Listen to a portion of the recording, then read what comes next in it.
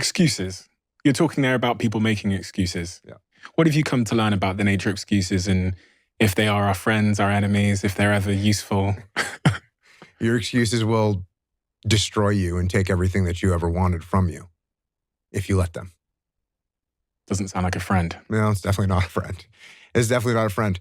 It can seem like a friend, just like your friend that keeps feeding you drinks at the bar can seem like a friend. But are they really helping you in any way, shape, or form? No, they're not. They're not. So when your excuses make you feel a little bit better about the fact that you didn't execute on what you needed to execute on, then they can make you feel better. But they're not helping you. They're not helping you at all. Is that what when you think about extreme ownership, which is the title of this book here in front of me, are excuses the opposite? Excuses and blame, is that the opposite of extreme ownership? That is the opposite of extreme ownership. Extreme ownership is this went wrong, this failed, didn't accomplish this, and it's not the fault of my boss, it's not the fault of my girlfriend, it's not the fault of my parents, it's not the fault of the weather, it's my fault. And I'm going to take ownership of it, and I'm going to fix it. That's what extreme ownership is. And this is a very difficult thing to do because it hurts.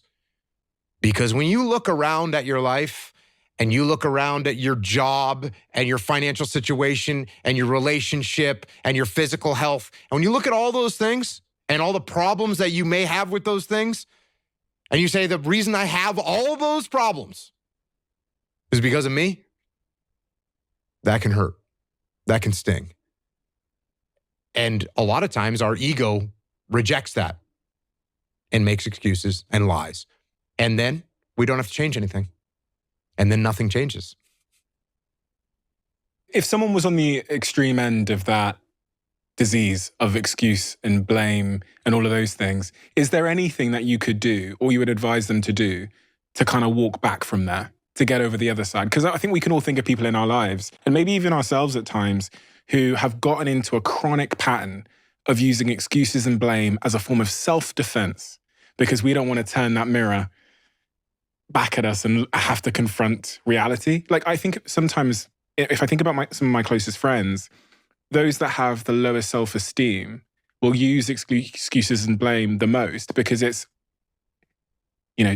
personal responsibility might not, in the short term at least, do anything for my already low self-esteem. So I'm going to blame the world as self-defense. What's step one to get out of that?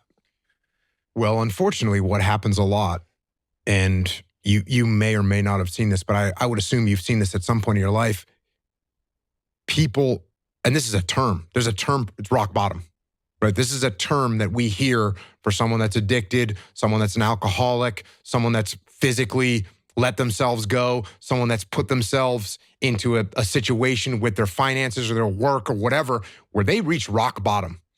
But when the excuses all go away and people can actually confront the fact that this is all because of me, and it hurts, but is also unbelievably empowering, because if these problems are because of me, then I'm capable of fixing these problems.